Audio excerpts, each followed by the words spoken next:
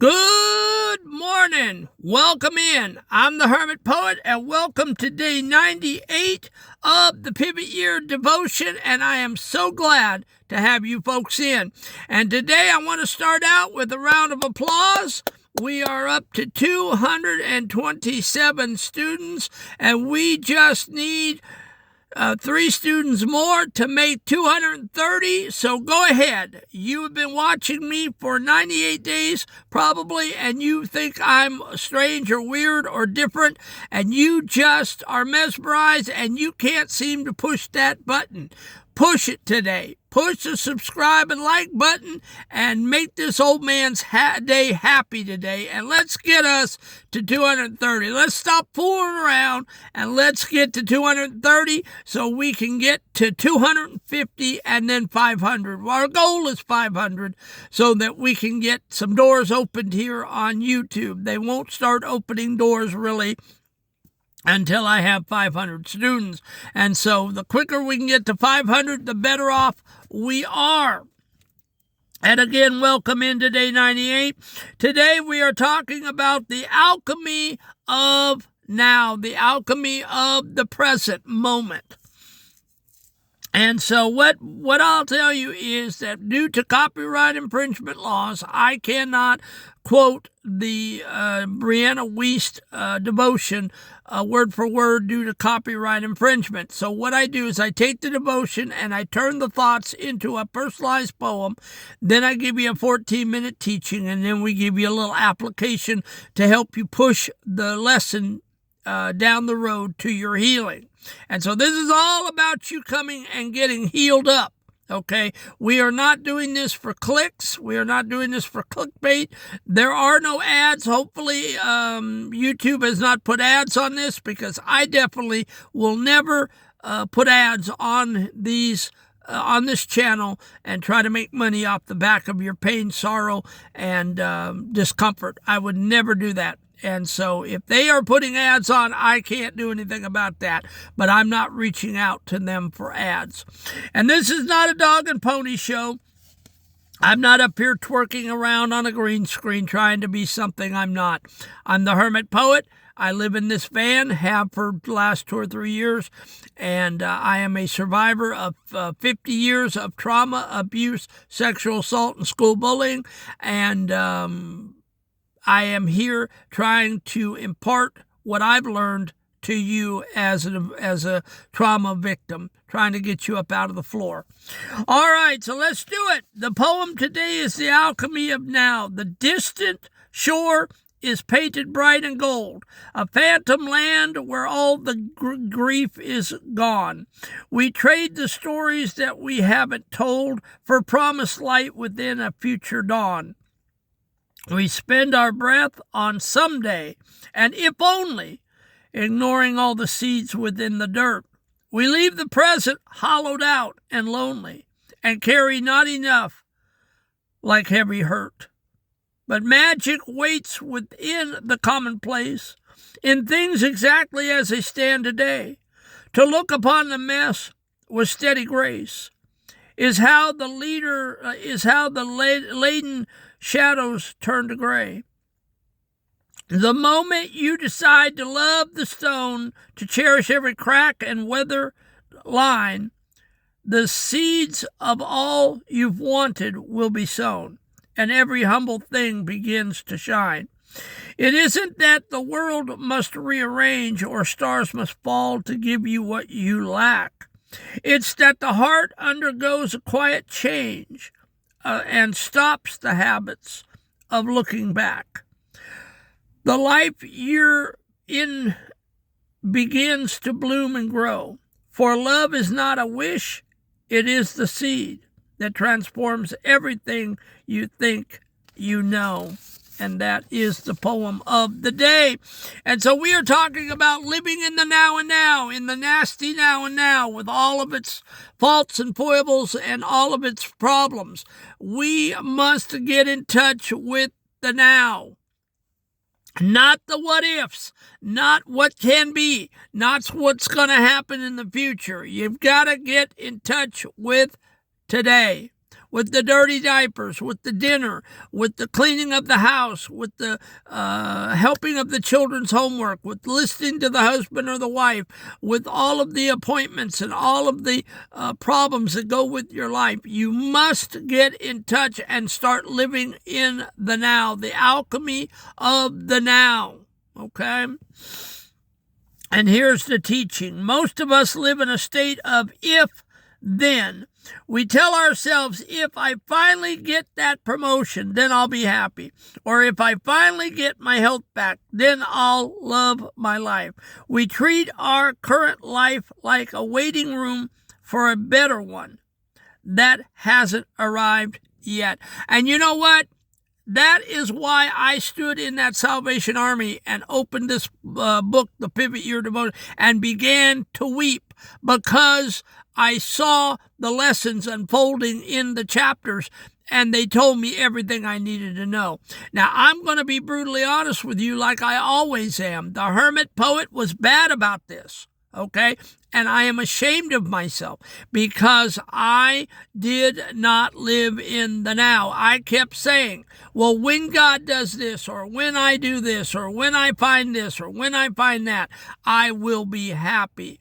And I'm ashamed of myself because I wasted 30, 40, 50 years of waiting for my perfectness to come about, and it never did. But when you treat your life like a waiting room, you stop taking care of it. You stop noticing the small blessings become you're too busy looking at the exit door. Day 98 tells us the opposite is true. Transformation doesn't happen after things get better. Things get better because you decide to love them right where they are. You've got to love your crap heap. You've got to love your manure pile. It's where God has you right now for a purpose. We are learning different lessons in this life. And sometimes we go through the fire. Sometimes we go through the crap heap. Sometimes we go through the manure pile. And no, it is not fun. Job didn't find it fun in the Bible. And I didn't find it fun in the Bible, in my life. And I almost lost my mind and my life through AFib and congestive heart failure and everything that my stepdad put me through when my mom died. I almost died myself, and I laid up in a room in Marietta, Georgia in 2010, burned out in the hotel business, wanting to kill myself. And if I had had a way to do it, I would have done it that night, but God spared me. So, you've got to live through the mess because the mess is going to fire you in the kill of life, and you are going to come out much stronger, a survivor. You are not going to trigger in the floor. You're not going to get up on a ledge and try to commit suicide. Once you've been through what I've been through, you are strong like steel, and nothing hardly will move you.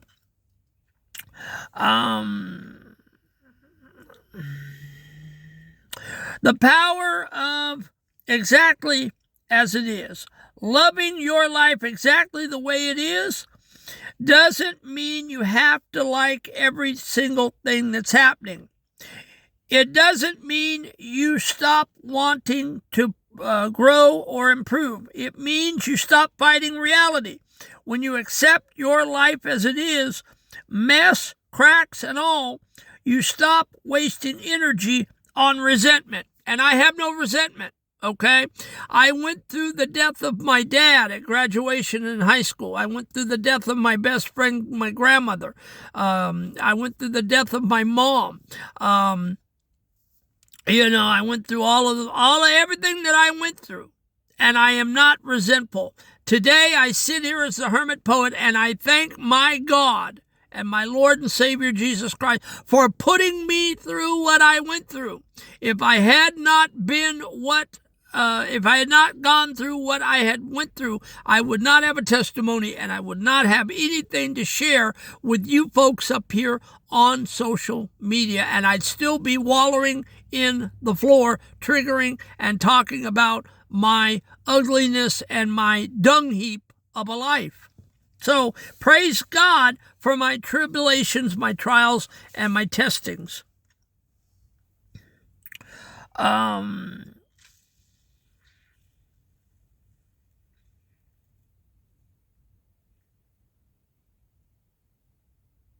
When you accept your life as it stands, mess, cracks, and all, you stop wasting energy on resentment. And that's what's killing you, folks. You are resentful. You are mad at God. You are angry that your life isn't turning out like you want it to. But it's all in the divine plan of the man upstairs. Hang on. Tie a knot in it. Hold on. It's not over till it's over. It's not over till the fat lady sings. Think of it like a garden. You can't grow flowers by hating the dirt. You have to work with the soil. You can't grow flowers by hating the dirt.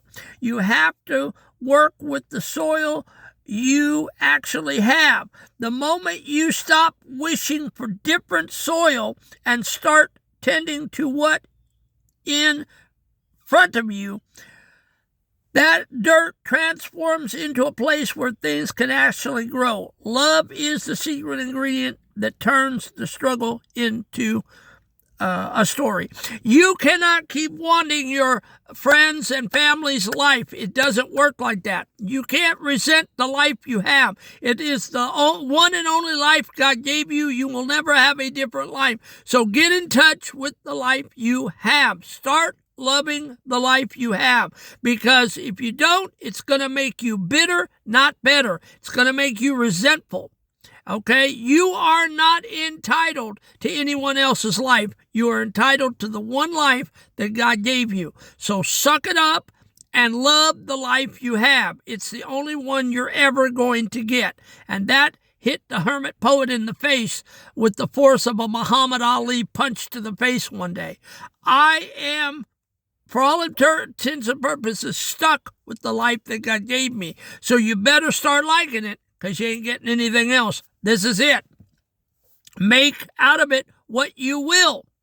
Do something good with it. Turn it around. Turn the tragedy, turn the trauma around, and make something good of it. That you do have the power to do. All right. The shift from lack to abundance. When you focus on what you lack, you become a person defined by not enough. But when you decide to love your life today, you shift into a creative mindset. You start seeing possibilities you missed before. I didn't realize I could do poetry. I had no idea I could write poetry. I never knew I could get up here and do this. I'm seeing possibilities open on a daily basis for the hermit poet.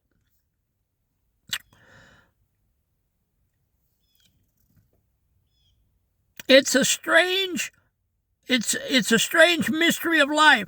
The less you demand, that life change for you, the more it seems to naturally become everything you ever wanted.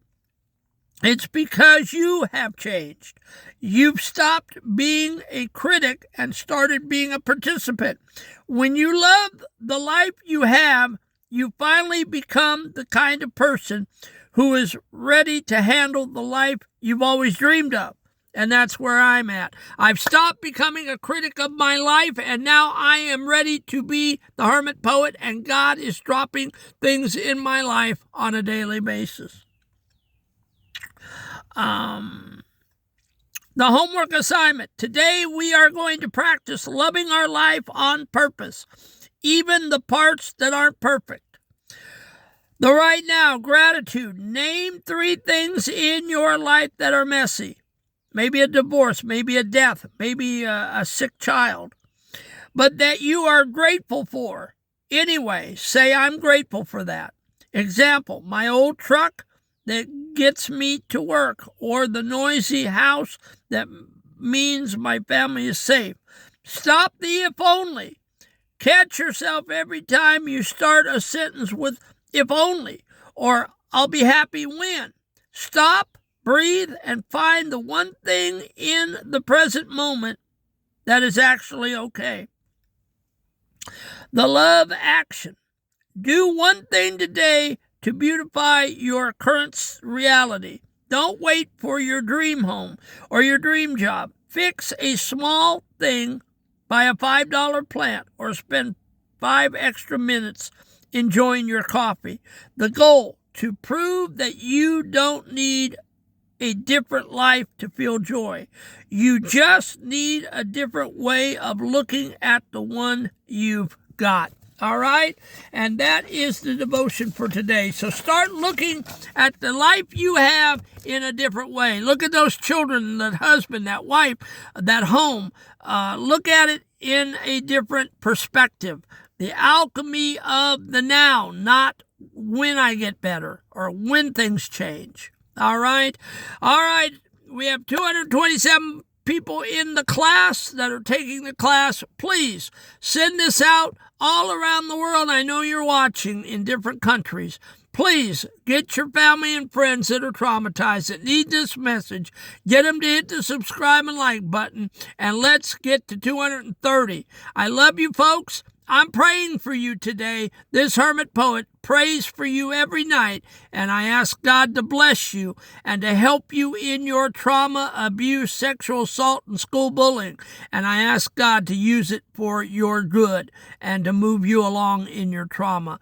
I love everybody, and I look forward to seeing you on day 99. We're approaching day 100 of the new year, and we have not missed one day. And for that, the Hermit Poet is overjoyed with joy. All right, God love you. I love you. Go out and make it a great day. See you tomorrow.